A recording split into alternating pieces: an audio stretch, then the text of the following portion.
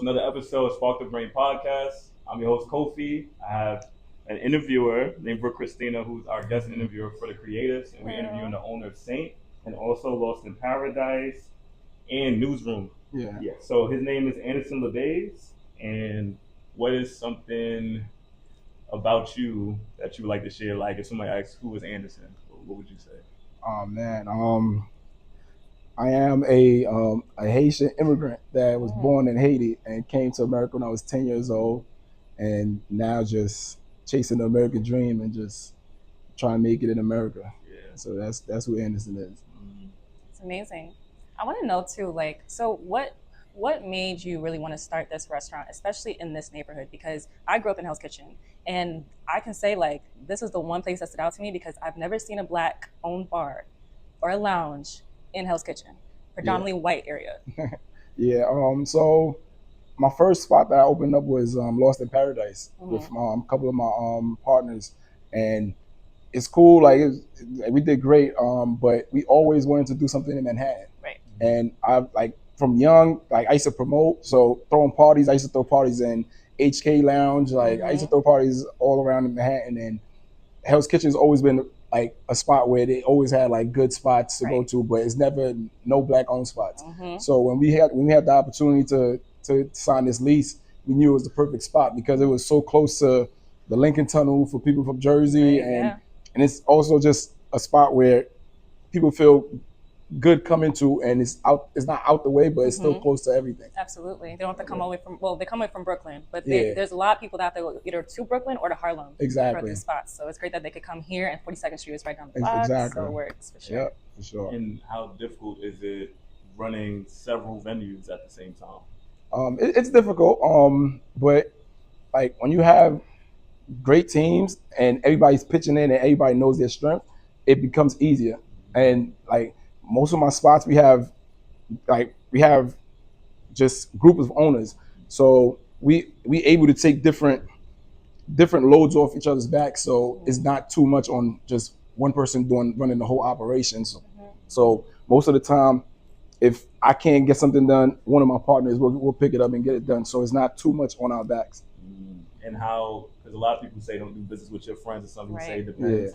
How did that translate for you, like to know who to work with? Honestly, my partners that we have now, like I know people say don't do business with your friends, but luckily, like we got lucky that we all know our strengths and we all play along our strengths, and no egos. Just if you go with this, like one of my partners, he's an accountant, so he runs most of like the payroll and stuff. You know what I'm saying? Like one of my partners is good with advertising, so he does most of so everybody took their part, like whatever they good at, they focus on that, and we just rock out, and it's been very successful for us. Absolutely. I feel like it's always like competition is always involved, so it's great that you can have the collaboration over that competition. Yeah, for sure.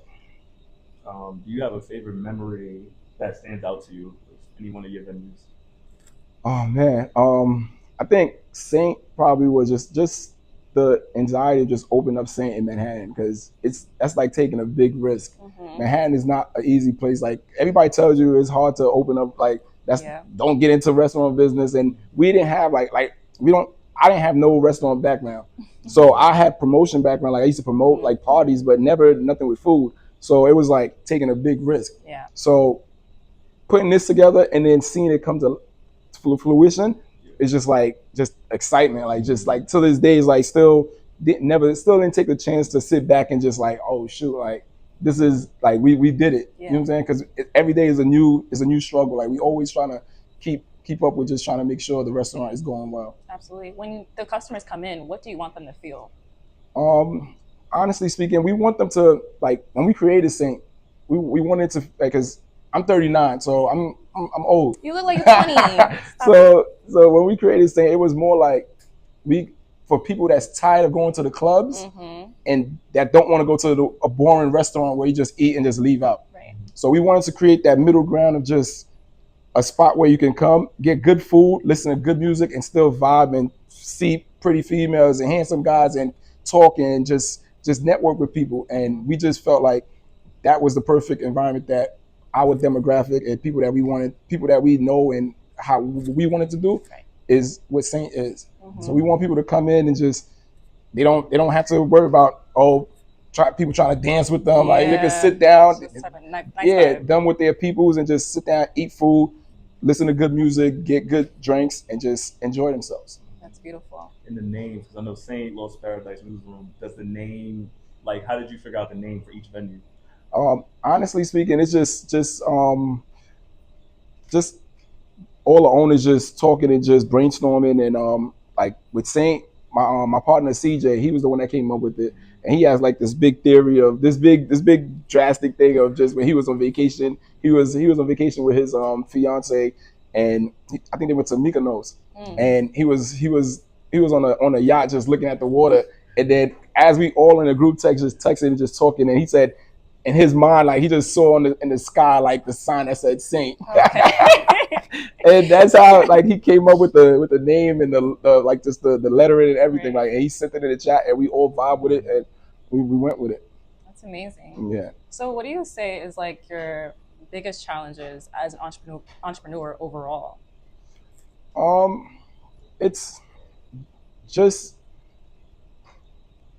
the challenge is just making sure that you like every day that people are satisfied because we in a hospitality business, so you're gonna have people that leave bad reviews and people that's not satisfied, and like my job and my is to always be here and try to minimize that, and just by always showing love and treating people with respect and just making people feel at home and just so people can always come back because returning customers is a big thing for us. Absolutely. So the challenge is to always to try to find the customers that's not happy before they leave Saint, try to make them happy so they can come back.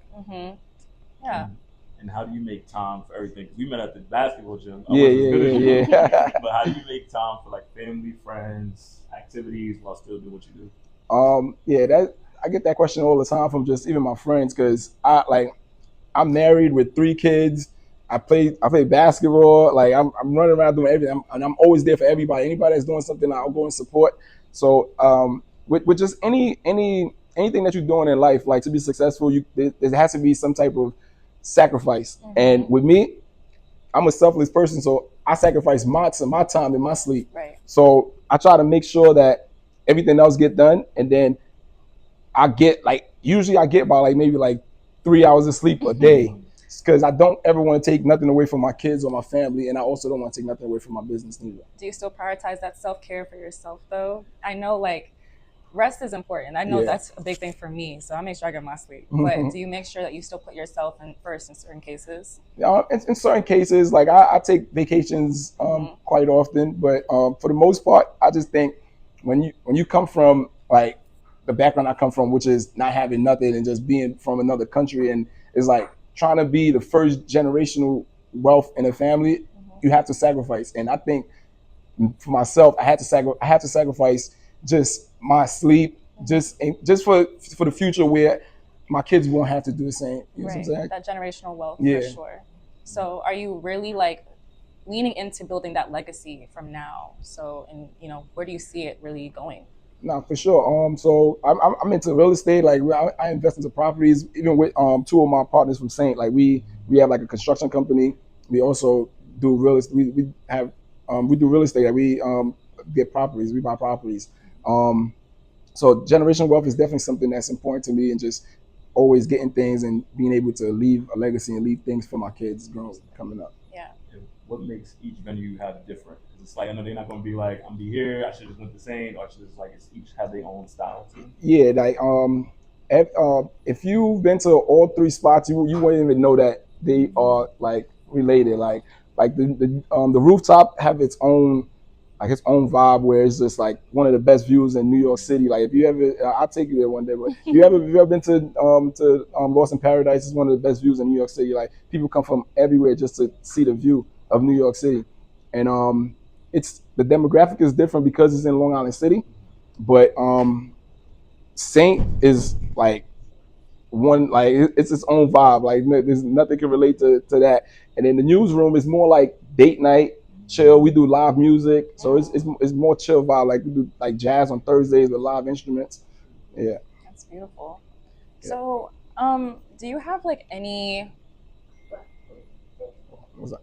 Do you have any plans to expand into like another city, anything like Like that? right now, we actually about to open up another venue right by Madison Square Garden. Okay. Like it's gonna be like Saint but bigger. It's gonna be 2 floors. Oh. Yeah, so it's gonna be real big. So that's what we're working on now. We should be opening up the early 2026. Okay. So after that, we thinking that we started talking about we might expand to like maybe places like Miami and just different The cities hubs. like that. Yeah, Yeah. for sure.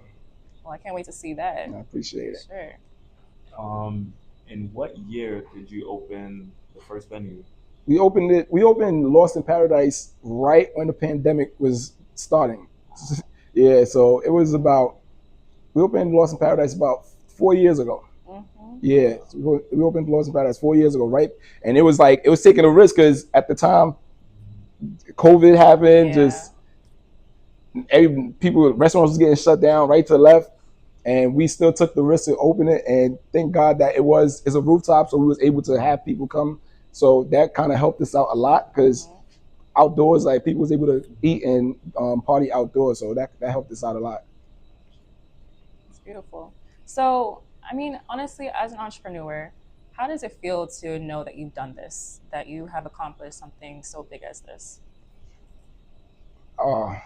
As an entrepreneur, like I honestly don't even think about that. It's always on to the next. Like my mindset is always like the joy is coming up with the concept and doing just like the legwork before we open. Once we open, it's always thinking about like what's the next move? Like what's the next move? Like it's always that way. So I didn't really have no time to sit back and think about that because I'm always on to what's next. Right. And so for any like entrepreneur or anybody that wants to get into the hospitality business, what advice would you give to them to get started on that? To get started, you gotta jump in. You got always my advice to anybody with anything is always taking calculated risk. You don't want to just like I'm one that I don't have a safety net. So I am my own help. So if I fail, it's over for me. So I always take calculated risks. So I always know, all right, if I take this risk, I know how I'm gonna land if I fail. Okay. So I always take calculated risk. Besides that, it's just if you're gonna open up a restaurant, you gotta know that it can't be all about making money. It has to be about how people feel when they come to your spot. Like there's plenty of nights where people come. It's like we're saying we're not worried about making money. The money's gonna be made. So when people come in, everybody that comes in Saint, they always get greeted with a glass of champagne, free glass of champagne as soon as they walk in. Right. And as we walk around, like we always like walking to tables, giving free shots, just making people feel at home because we're not money hungry to where we just penny pinching on every little thing because we want people to feel at home so they can come back and spend their money with us. I think that's a big issue, especially with a lot of restaurants. They are always focused on making money because they can get to that point, of course. For sure. But I think obviously when you focus on building that customer loyalty and trust, I think that when that comes first, it will all fall into place. For sure. And that's our model, and it's been very good to us. Like we've been pretty successful just doing that model, so we'll stick to that for sure. Right, I love that. I got one last question before we have our marketing director ask some questions. Is there something on the menu, like let's say if like the president or the old president was to come in and say, what's a dish you could just give me your best dish? What would you probably say? For myself, like I like the seafood pasta. So it's like I'm a big seafood guy, so just having the lobster tails, the shrimp and the crab meat and the lobster is perfect for me. So I eat that every time I come in, every day. Okay. Hi, my name is Excel Grace, and I'm here with the owner of Saint and multiple restaurants in New York City, as well as Brooke Christina on behalf of Spark the Brain Network. I'm really excited to talk to you. I have some questions for you. Thank you. So we're here at Saint today, and one of the questions I have is, how do you see the future of dining in New York City evolving, and how are you positioning your restaurants for that future? I think the future of dining is what Saint is, which is small, intimate restaurants that gives you a vibe. Right. I think a lot of people say the restaurant industry is dying, but that's because that's the big brands, like just places you go and you sit down and eat and you go home. Right. But a lot of successful restaurants right now is the small intimate spots that you can go, have a drink, grab some food, and hang out and vibe with people. Like, so those, I think those type of restaurants has been successful a lot. So that's our model. We stick to that, being just a small intimate spot. So I think that's the future of dining in New York City for sure. I feel like I come into a lot of like the posts on social media that glamorize entrepreneurship and business ownership. What are some of the behind the scenes challenges that you've experienced in growing and scaling your businesses? We getting into this business, I didn't really have no experience in it, so everything was just learning on the go. And our model is, even with our workers, is just workers and customers, is you treat people the way you would want to be treated. Absolutely. So just from our bus boys to our manager, we treat everybody the same. We show love, like we just treat people with respect, and just we want everybody to feel at home, like this is home, and it's not just that they at work, but they are home and we are family. So we treat everybody like family, and that model's been working for us, and that's what it is. We have little hiccups here and there, but and that's with anything that you do. But the main thing is that we stick to the flow of just making everybody feel at home and treating everybody with respect. Let's turn to my next question. Actually, what's your approach to hiring and training staff, especially in such a people-driven business?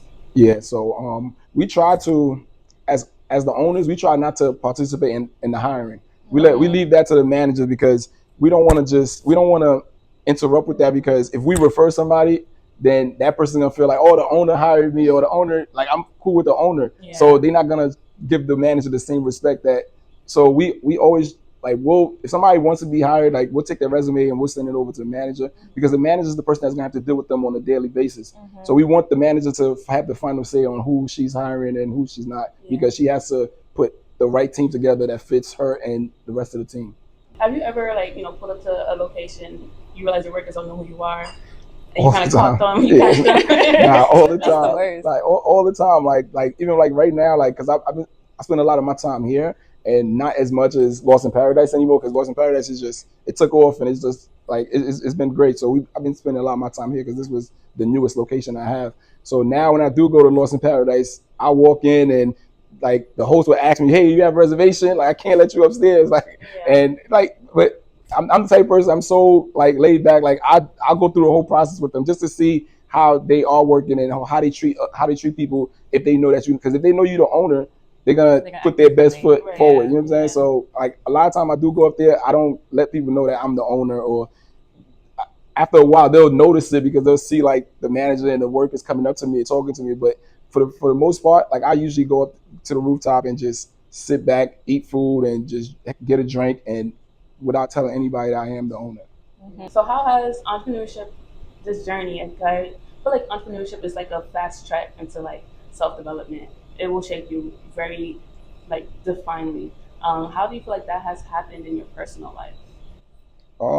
It's definitely helped me in my personal life. It helped me just how to deal with my kids and my wife, and just because you have to be a people's person to be in this business. You have to be able to, you have to know how to talk to people, because with so many staff and so many different personalities, you have to know how to come at everybody different and not make them feel any way. So it's just growing that skill of just, so now I use that same skill with my kids. Like, I got 3 kids, so each of them have different personalities. So I have to, the same way I say something to one of my daughters, I don't say the same to my son. So I've learned that with just being an entrepreneur and running this business. That's awesome. I can see how that will do with the kids. So three children, 3 restaurants? Yeah. Okay, well, you know, coming on the way. Oh, man. 1 restaurant for each kid. So you said Lost in Paradise has this amazing view. Is that your favorite one? I honestly, it's almost like when somebody asks you that about having kids, right? Who's your favorite kid? Yeah. There's no favorite. I love all 3 of my spots the same, because they all have different vibes. So I can recommend any of my spots depending on what type of vibe you want for the night. So like, there's nights where I want to lay low and just listen to jazz, I'll go to the newsroom because it's perfect for that. And there's nights, there's summer nights that is nice outside. We're going to the rooftop, and there's nights where I want to turn up and have a good time and listen to good music, and I come to Saint. So all places have their own vibe that I love about it. How do you navigate like the slow seasons? Like how do you pivot during those seasons? That question is just with experience of just owning these three spots, we know which seasons are slow, and you have to start coming up finding different avenues to get revenue, which is like just maybe more corporate events, and just coming up with different ways to draw people to the business. And besides that, it's just you have to know your cost, your food costs and your staff costs. Just you have to lower staff hours to make ends meet on those slow months, because things get expensive. You know what I'm saying? Yeah.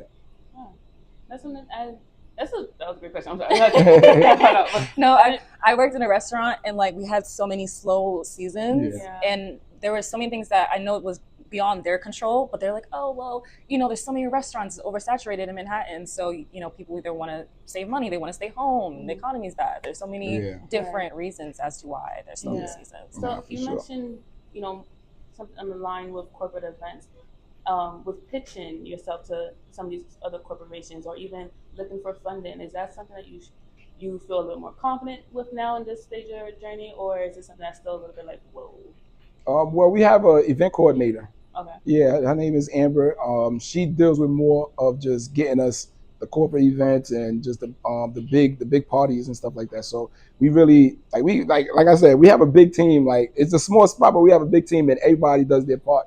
And with the corporate events, she handles everything with the corporate events, and we've been very successful with just getting good corporate events to keep us afloat with the slow months. That's amazing. It's Thank you. Yeah, it's a great thing to have good help. Yeah, for sure. Yeah, so building up the team that you said, it feels like family, and I think that's so important, because they say if you enjoy what you do, it's not really work. Exactly. That relate into more like the brand partnerships as well. Like let's say Kip wanted to work with you, or I don't know, like Billionaires Boy Clubs, whatever, like type BBC. Like what is that? Would be the corporate parties, or is it just like some separate events that you would be doing? It would be. It depends. If they want to do like just if they want to do a partnership with us to do certain events, like that would be just considered just partnerships. But the corporate events is more just like if they want to do a corporate dinner for their staffs or whatever. So she'll handle like the logistics behind that. Okay. Yeah. Okay. So if you could recommend a drink from each of your locations, what would it be? Definitely at Saint, you have the ladies love the Porn Star. Oh, I don't know if you guys ever. Wait, what? Say one more. It's called the Porn Star. It's a popular drink. It comes it comes with a shot of Prosecco on the side, so it's very it looks cute. So females love it. Alrighty. Yeah, be sure. With Lost in Paradise, it's really not. It's really more of like we don't have like specific drinks in Lost in Paradise. It's more just a bar where you can ask for. A lot of times people espresso martinis. Like Lost in Paradise, we have an espresso martini machine that's very good, and people say the espresso martini is good. Me personally, I don't drink like that. I barely drink. Like when you come to Saint, I'm always just drinking a ginger ale with lychee in it, so people could think it's alcohol. Oh, okay. That's But because I'm out every night, so me drinking is just they don't do nothing for me. So I barely drink like that. So the alcohol part is not my specialty. Okay. Yeah.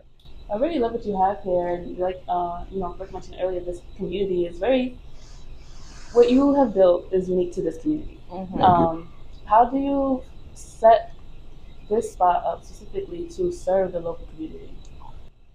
Well, we knew that even when we first opened, there was a lot of people coming in, like people from the neighborhood coming, and they would tell us like, this is crazy. Like we always wanted a vibe like this in here, and we don't have nothing like that in Hell's Kitchen. So we get a lot of the locals, like people that live across the street, people live 1 block away, and they became family to where they come here every day. Like they come here more than I'm here. Like I look on the camera and I see like customers that's here more than we are as owners. So we really, like I said before, we treat everybody like family. So if we know that this is a repeated customer and we always show love, we always just treat them like family, and they end up becoming family by coming all the time and just showing love and just extending that olive branch. I love that. I'm so excited to go to all 3 locations. Nah, for sure. Look out there. Yes. But thank you so much for your time. Yes, You're welcome. thank You're you. welcome. I am so excited to come and visit. Nah, for sure. Anytime. Get that reservation because on Friday, Saturday, no reservation. I came in, it was like reservation.